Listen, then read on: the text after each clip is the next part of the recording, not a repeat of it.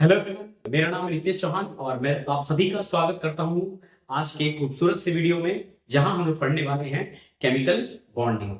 तो चलिए बिना टाइम को वेस्ट किए शुरू करते हैं।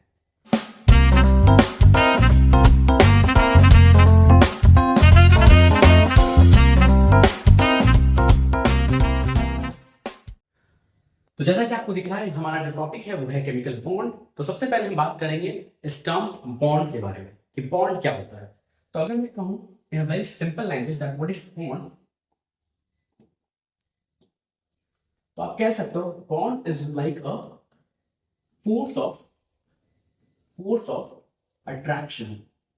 ये एक तरह का फोर्स ऑफ अट्रैक्शन है, ठीक है। तो चलो इसको एकदम सिंपल भाषा में अपने लैंग्वेज में समझते हैं। जैसे हम इंसानों के अंदर भी कुछ फोर्स ऑफ अट्रैक्शन है। लाइक हम एक इंसान अलग अलग इंसान से जुड़ के रहते हैं, कनेक्टेड रहते हैं। जुड़ के मतलब चिपक के नहीं रहते हैं ऑब्वियसली, लेकिन हम लोग कनेक्टेड रहते हैं। और बॉन्ड को हिंदी में कहते हैं बंधन। तो हमारा अलग अलग लोगों से बंधन है। सिंपली कहें तो रिश्ता है। जैसे कि हमारा रिश्ता हमारे फैमिली के साथ है, हमारे फ्रेंड के साथ है, ठीक है। तो ये जो रिश्ता बन रहा है ये किस लिए बन रहा है? Because of force of attraction. तो जिस तरह से इंसानों में कुछ फोर्स ऑफ अट्रैक्शन है जो उन्हें जोड़ के रहता है, एक साथ रहता है, सिमिलरली उसी तरह केमिस्ट्री में जो पार्टिकल्स हैं उनके बीच में भी कुछ अट्रैक्शन है जो उनके जोड़ के रखता है। और आपको मालूम है केमिस्ट्री में we deal with what? Constituent particles. हाँ, और वो कॉन्स्टिट्यूएंट पार्टिकल्स क्या हो सकता है? तो वो तीन हो सकता है।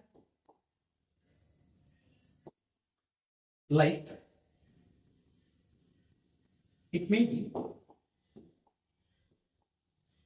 एटम, आयन और मॉलिक्यूल। तो इन्हीं कॉन्स्टिट्यूएंट पार्टिकल्स के बीच में जो फोर्स ऑफ अट्रैक्शन है जो उनको एक साथ जोड़ के रखता है उन्हीं को हम कहेंगे chemical bond. Okay, getting it? So how to define chemical bond? So it is a force of attraction which hold together different constituent particles in a single entity. जैसे कि सिंपल तौर पे समझिए, मान लीजिए कि हमारे पास ये एक एटम है ए, ठीक है। अब ये अकेला एटम है, लेकिन आपको मालूम है जैसे हम इंसान अकेले नहीं रह सकते, सिमिलरली ये एटम भी अकेला नहीं रह सकता, ठीक है। तो मान लो कि एक और एटम हम लेके आते हैं बी। हाँ, अब ए और बी के बीच में कुछ अट्रैक्शन है जो इनको जोड़ने वाला है, ठीक है। तो अब ए और बी जुड़ जाएगा इस तरह से, ये जुड़ चुका है। अब जो जुड़ने के लिए जो फोर्स ऑफ अट्रैक्शन यहाँ पे काम कर रहा है उसी को कहेंगे केमिकल बॉन्ड। तो इनके बीच में केमिकल बॉन्ड बना है और ये अब आपस में जुड़ चुका है। और एक इंटरेस्टिंग बात कि जब केमिकल बॉन्ड बन जाता है तो कंप्लीटली एक नया सब्सटेंस बन जाता है। अब वो ए और बी नहीं है, वो कुछ नया चीज बन गया है। मतलब ये A B completely new substance है from A and B. Okay, getting it? तो आई होप आपको समझ आ रहा है कि केमिकल बॉन्ड क्या है। Clear?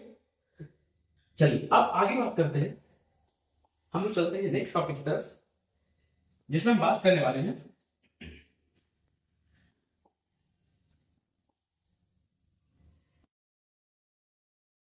Cause of force of attraction की बात।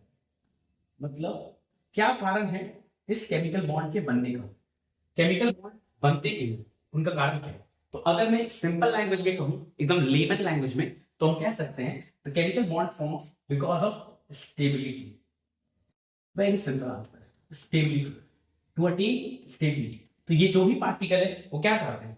वो स्टेबल होना चाहते हैं। जैसे कि हम इंसान, हम लाइफ में क्या चाहते हैं? स्टेबल होना, है ना। तो स्टेबल होने के लिए बहुत मेहनत करते हैं, काम करते हैं, रुपया पैसा कमाते हैं ताकि हम लाइफ में स्टेबल हो सके। उसी तरह से ये जो पार्टिकल्स है ये क्या करते हैं? ये केमिकल बॉन्ड बनाते हैं और स्टेबल हो जाते हैं। तो अब सवाल है कि स्टेबल होंगे कैसे? किस तरह से बॉन्ड बनाएंगे और कैसे स्टेबल होंगे? क्या उसके लिए कोई रूल है? Definitely there is a rule. And इस रूल को हम कहते हैं, इस रूल को कहते हैं जो स्टेबिलिटी को गवर्न करता है, that is called octet rule. Octet. अब ऑक्टेट रूल में देखिए ऑक्ट वर्ड छुपा हुआ है ना। हम लोग साइंस में हमेशा कीवर्ड से खेलते हैं। अगर हम कीवर्ड समझ गए तो बहुत सारा बात आसानी से समझ सकते हैं। फॉर एग्जांपल अगर हम ऑक्ट को ध्यान से देखें तो ऑक्ट में छुपा हुआ है 8। इसका मतलब क्या होता है? 8। तो ये कह रहा है कि अगर किसी एटम के वैलेंस शेल में, मतलब लास्ट शेल में 8 इलेक्ट्रॉन हो जाए तो स्टेबल हो जाता है ना। और इस ऑक्टेट रूल का ऑरिजिन कहां से हो रहा है? तो इसका ऑरिजिन हो रहा है नोबल गैसेस से, ऑरिजिन हो रहा है from the noble gases, okay, like helium, neon, argon, krypton, xenon and radon. इनको हम कहते हैं नोबल गैस। इन सभी के आउटर मोस्ट शेल में 8 इलेक्ट्रॉन है, तो ये सब स्टेबल है एक्सेप्ट वन। इनमें इन सब के पास ऑक्टेट है, और एक और छोड़ दीजिए यहाँ पे, दैट वन इज हीलियम। इसके पास 8 इलेक्ट्रॉन नहीं, इसके पास 2 इलेक्ट्रॉन है, क्योंकि यहाँ पे सिर्फ और सिर्फ फर्स्ट शेल है, and you know that the capacity of first shell is 2, maximum 2। तो ये ऑक्टेट रूल के हिसाब से नहीं चल रहा है, यहाँ पे जो रूल चल रहा है वो है ड्यूप्लेट। तो हीलियम में चलेगा ड्यूप्लेट रूल, और बाकी जगह चलेगा क्या? Octet rule. ऑक्टेट मतलब आपको समझ में आ गया 8 इलेक्ट्रॉन, कहां पे? लास्ट शेल में, वैलेंस शेल में। तो अब सारे एटम को स्टेबल होना है, स्टेबल कैसे होंगे? ऑक्टेट रूल को फॉलो करके, ठीक है। चलिए, जैसे कि एग्जांपल के तौर पर देखिए सोडियम। तो सोडियम का एटॉमिक नंबर 11 है, ओके। तो सबसे पहले हम लिखेंगे इसका इलेक्ट्रॉनिक कन्फिगरेशन। आई होप आप लोगों को इलेक्ट्रॉनिक कन्फिगरेशन लिखने आता होगा। अगर नहीं आता है तो वीडियो को रोककर आप पहले इलेक्ट्रॉनिक कन्फिगरेशन को सीखेंगे, और इलेक्ट्रॉनिक कन्फिगरेशन सीखने के बाद ही आप इस पे काम करेंगे। तो चलिए इलेक्ट्रॉनिक कन्फिगरेशन लिखते हैं। सोडियम को 11 इलेक्ट्रॉन है। अब इन 11 इलेक्ट्रॉन को हम अरेंज कैसे कर रहे हैं? तो इसको हम अरेंज करेंगे पहले फर्स्ट ऑर्बिट पे, जो कि k है, and you know that the capacity of first orbit 2, तो यहां पे 2 इलेक्ट्रॉन रख दिए। देन वी हैव l जिसकी कैपेसिटी 8 है, तो हमारा 10 इलेक्ट्रॉन चला गया। Now we left with only 1 electron, और उस एक इलेक्ट्रॉन को हम थर्ड शेल में फिल कर रहे हैं। अब मुझे बताइए, क्या सोडियम स्टेबल है एज पर ऑक्टेट रूल? नहीं, स्टेबल नहीं है। लेकिन अगर इसके पास किसी भी तरीके से लास्ट में 8 हो जाए, 8 हो जाए, है ना, तो उसका काम हो जाएगा, वो स्टेबल हो जाएगा। उसको 8 करने के लिए इस इलेक्ट्रॉन को हटाना पड़ेगा, और जैसे ही वो इलेक्ट्रॉन हटाएगा तो लास्ट में 8 हो जाएगा और वो स्टेबल हो जाएगा। अब सवाल ये करेगा कैसे? तो ये कर पाएगा ये केमिकल बॉन्ड के थ्रू, है ना। अकेले सोडियम स्टेबल नहीं, लेकिन अगर सोडियम किसी से जुड़ता है, केमिकल बॉन्ड बनाता है, तो स्टेबल होने की तरफ आगे बढ़ जाएगा। अभी बात कैसे होगा इसको हम लोग समझेंगे आगे, टाइप्स ऑफ केमिकल बॉन्ड, ठीक है। So I hope you understood what is chemical bond and what is the cause. ये दो बात हम समझ पा रहे हैं। Now it's time for the types, type of chemical bond. तो चलिए समझते हैं टाइप क्या है। टाइप ऑफ केमिकल बॉन्ड, तो केमिकल बॉन्ड जनरली दो टाइप का होता है, okay. If we go with the first type, that is called ionic bond. Ionic, या इसका दूसरा नाम है इलेक्ट्रोवैलेंट। इलेक्ट्रोवैलेंट, आयोनिक बॉन्ड या इलेक्ट्रोवैलेंट बॉन्ड, दोनों सही है, हाँ। अब फिर से हम लोग चलेंगे कुछ कीवर्ड्स की तरफ। Like here we have the word ion, ठीक है, आपको आयन छुपा हुआ है, मतलब ये जो बॉन्ड है ये आयन से मिलकर बनता है। अब आयंस क्या होते हैं? तो ions are the charge species, है ना, चार्ज स्पीशीज। और आपको मालूम है जो पॉजिटिवली चार्ज स्पीशीज है उसको कहते हैं कैटायन, और जो नेगेटिवली चार्ज स्पीशीज है उसको कहते हैं एनायन। तो let's move back to again the same example of sodium. Sodium के पास वापस चलते हैं, एंड सोडियम के पास आपको दिख रहा था कि 11 इलेक्ट्रॉन था।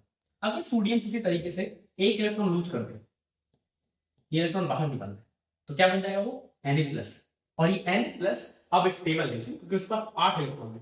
तो सोडियम ने एक इलेक्ट्रॉन लूज कर दिया, ठीक है। लेकिन सवाल ये है कि सोडियम किसको इलेक्ट्रॉन लूज करे? क्या रैंडमली इलेक्ट्रॉन फेंक देगा, ऐसे थ्रो कर देगा? नहीं, ये तो नहीं कर सकता। अगर वो इलेक्ट्रॉन लूज कर रहा है तो सामने कोई ऐसा होना चाहिए जो इलेक्ट्रॉन गेन करे, और वो कौन है? So that is chlorine. तो पहले हम क्लोरीन का कॉन्फिगरेशन लिखते हैं, तब आपको बात ज्यादा समझ में आएगा। तो let's write the configuration of chlorine. Chlorine का एटॉमिक नंबर 17 है। अगर आप कॉन्फिगरेशन लिखो तो 287 होता है, मतलब इसको एक और इलेक्ट्रॉन, इसको भी 8 करना है एज पर ऑक्टेट रूल। तो क्लोरीन को भी क्या चाहिए? 1 मोर इलेक्ट्रॉन, तो इसको एक इलेक्ट्रॉन गेन करना है, ठीक है। और वो गेन कहां से करेगा? वो यही सोडियम इलेक्ट्रॉन गेन करेगा। क्लोरीन यहां पे क्या करता है? It will gain 1 extra electron and form Cl-, ठीक है। तो हो क्या रहा है, अगर आप ध्यान से समझ पा रहे हो तो यहां पर हो रहा है, कैसे? It is nothing but a transfer of electron. क्या हो रहा है? Transfer of electron. मैं यहां लिख दे रहा हूं, it is transfer of electron. कहां से? तो सोडियम से क्लोरीन की तरफ। मतलब हम कह सकते हैं metal to non metal. Sodium हमारा मेटल है एंड क्लोरीन हमारा नॉन मेटल है, तो इलेक्ट्रॉन का ट्रांसफर हो गया और उसकी वजह से बना कैटायन और अनायन। Now this cation and anion,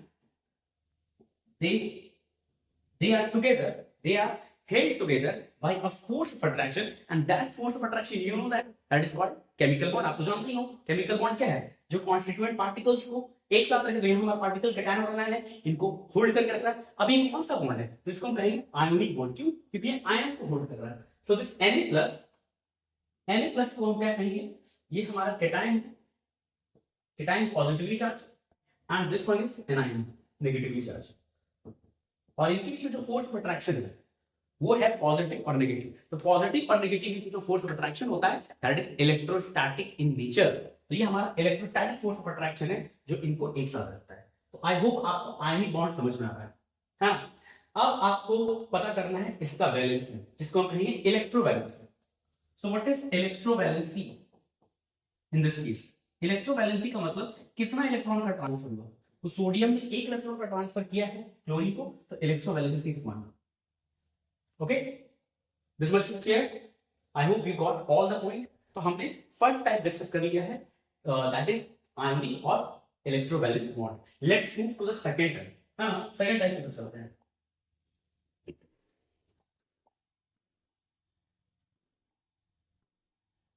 देखिए टाइप नंबर 1, ये है हमारा कोवेलेंट बॉन्ड।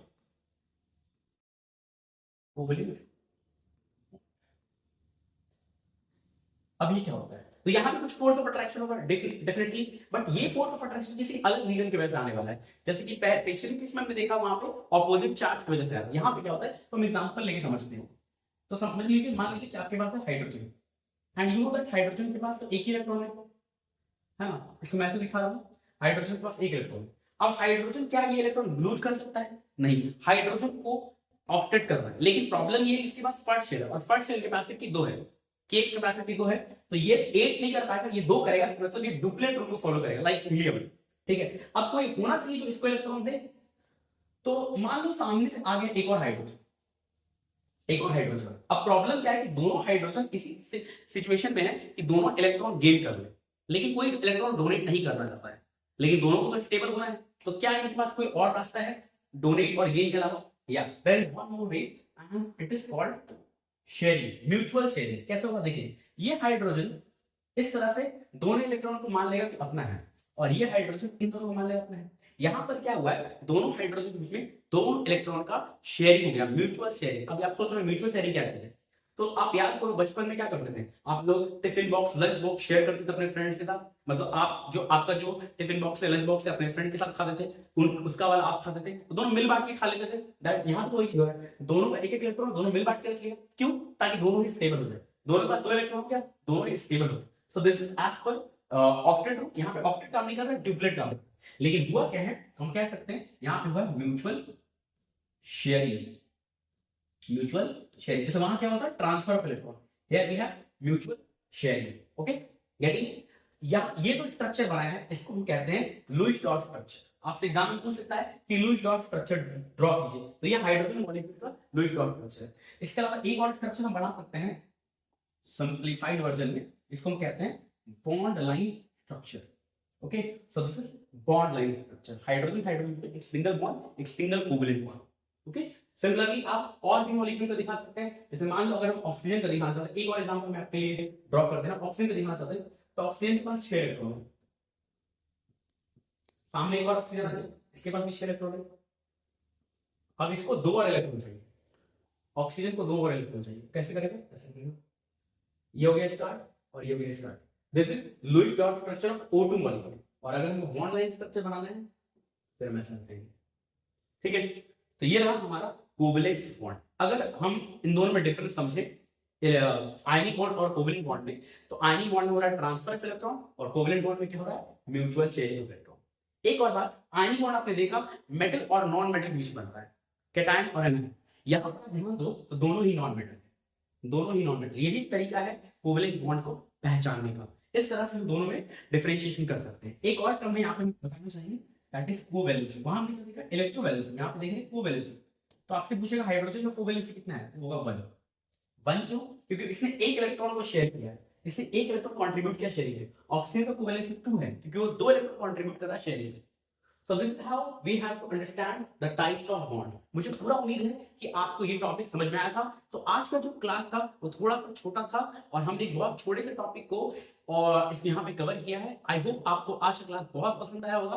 तो इसी तरह से पढ़ते रहिए, खुश रहिए, मिलते हैं आपसे अगली क्लास में। तब तक के लिए take care of yourself. Thank you.